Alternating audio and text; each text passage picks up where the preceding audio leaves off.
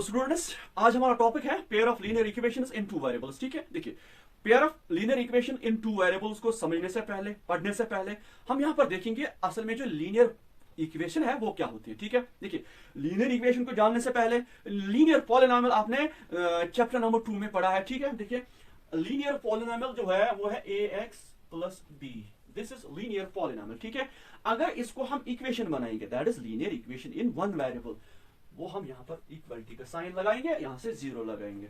So and this is the linear equation in one variable. ठीक है, यहां पर जो वेरिएबल है वो है x। ठीक, variable means an unknown quantity. ठीक, उसके बाद अगर हम देखेंगे linear equation in two variables, ठीक है, उसको भी यहां पर डिफाइन करेंगे, वो है ax plus by plus c equal to 0।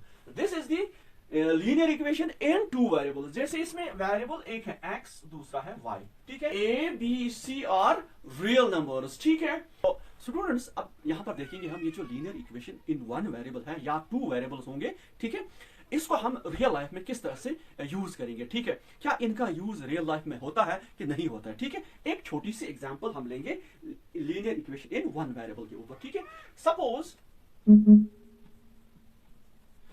मेरे पास ₹100 है। ठीक है, ₹100 क्लियर। अब देखिए ये ₹100 मेरे पास है, मैं बाजार जाता हूं, मुझे लाने हैं पेंसिल्स, मुझे लाने हैं pencils at the rate of ₹5। ठीक, लेकिन उसके साथ साथ मुझे किराया भी चाहिए जो कि मैंने निकालना है इसी 100 में से। ठीक है, अब देखिए किराया के लिए दैट्स फेयर चार्जेस वो है ₹20। ठीक है, समझ आ रहा है। पर हम लीनियर इक्वेशन का यूज करेंगे। ठीक, किस तरह से देखिए यहां पर एक पेंसिल का जो प्राइस है, cost of pencil this is 5। ठीक है, एक पेंसिल का प्राइस जो है वो है 5। ठीक, मुझे कितने पेंसिल्स आएंगे that means number of pencils कितने होंगे, तो मैं लिख सकता हूं 5x। ये जो नंबर ऑफ पेंसिल्स मुझे कितने आएंगे यही तो वेरिएबल है, यही तो वो एक वेरिएबल है, सिंगल वेरिएबल। ठीक है, जो मुझे लास्ट में चाहिए। ठीक, दैट मीन्स ये जो x है number of pencils into price, तो वो बन जाएगा टोटल इनका जितने में ये आएंगे। लेकिन साथ साथ मैंने रखने हैं ₹20, इनको भी मुझे खर्च करना है 20। ठीक है, तो ये भी खर्चा आ गया पेंसिल्स के ऊपर, ये आ गया किराया के ऊपर। ठीक है, लेकिन टोटल कितना है मेरे पास, मेरे पास है 100। ठीक, देखिए यहां से खर्चा, यहां से मेरी इनकम, दोनों तो बराबर होंगे, जितना मैं खर्च करूंगा उसी के हिसाब से मेरे पास इनकम तो है 100। ठीक है, यहां पर ये असल में क्या बनी, ये बन गई linear equation in one variable. आप सोच रहे होंगे कि नहीं सर ये ऐसे क्यों नहीं आ गई ax plus b equal to 0। ठीक है, देखिए क्या ये हम इस तरह से नहीं लिख सकते ax इक्वल टू बी, वहां से माइनस बी, क्या ये लीनियर इक्वेशन नहीं है। ठीक है ना, तो यहां से 20 उधर ले जाइए, क्या नहीं बनेगा, that means this is also a linear equation in one variable. ठीक है, अब यहां से देखेंगे हमें यहां पर देखना है ये जो नंबर ऑफ पेंसिल्स है कितने आएंगे। ठीक है, देखिए 5x इक्वल टू 100 माइनस 20। ठीक है, अब यहां से और देखेंगे 5x इक्वल टू 80, तो x इक्वल टू, चलो यहां से देखेंगे ये जो x है x इक्वल टू 5 नीचे जाएगा क्योंकि ट्रांसफर करना है मल्टीप्लीकेशन में, तो नीचे जाएगा 80 के नीचे आएगा 5। ठीक है, this is 5 5 1 5 1 5 5 6 30 x equal to 16। ठीक है, तो आपको कितने पेंसिल्स अब आएंगे 16 एट द रेट ऑफ 5। जरा हम चेक करें टोटल, देखिए ये देखिए क्या ये ₹100 आएगा, देखिए 5 इंटू 16, क्योंकि 16 आपके पास पेंसिल्स है, आप 5 इंटू 16 देखिए 16 इंटू 5 दिस इज 5 6 30 5 1 5 दिस 80। ठीक है, अब आपने किराया भी 20 लगाया ना,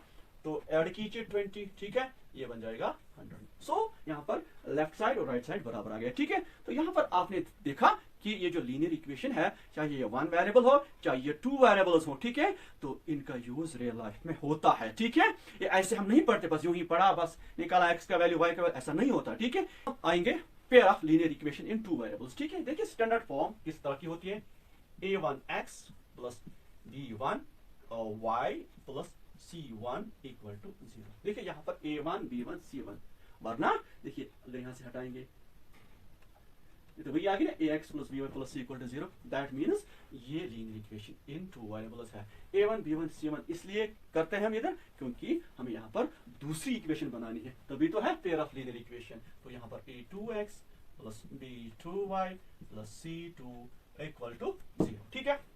ये है pair of linear equations in two variables, ठीक। यहाँ पर भी आप x का वैल्यू निकालोगे, y का वैल्यू निकालोगे, ठीक है। और ये जो a1 b1 c1 जिस तरह से a b c, इससे पहले मैंने आपको बताया ये बिलोंग करते हैं रियल नंबर सेट को, ठीक है। इसी तरह से a2 b2 c2 belongs to real number set, ठीक है। Pair of linear equation in two variable है, इनका भी यूज हम रियल लाइफ में करते हैं, ठीक है। और इनका जो सबूत है कि ये कहां पर यूज होता है, बहुत सारे एग्जांपल्स हैं जो कि इस मैथ में है, हम आगे पढ़ेंगे, ठीक है। अच्छा, ये जो linear equation in two variables है, किस तरह के सॉल्यूशंस इसमें आते हैं, ठीक है। देखिए इसमें तीन तरह के सॉल्यूशंस आपको मिलेंगे, ठीक है। ये जो x और y के वैल्यू जो है ना, जो कि इस इक्वेशन को सेटिस्फाई करेंगे, वो तीन तरह के होते हैं, ठीक। नंबर 1 में होता है यूनिक सॉल्यूशन, ठीक है। यूनिक सॉल्यूशन का ये मतलब है x और y के जो वैल्यूज हैं वो डिस्टिंक्ट आएंगे, ठीक है, वो आएंगे, ठीक। उसके साथ साथ दूसरा है इनफाइनाइटली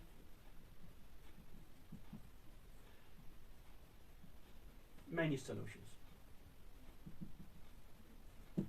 x और y के बहुत सारे वैल्यूज आएंगे, that means infinitely many solutions. तीसरा इसमें है कि नो सॉल्यूशन, ठीक है। तो उसके बाद ये जो pair of linear equations in two variable है, क्या इनको हम ग्राफिकली शो कर सकते हैं, ठीक है, बिल्कुल कर सकते हैं, ठीक है।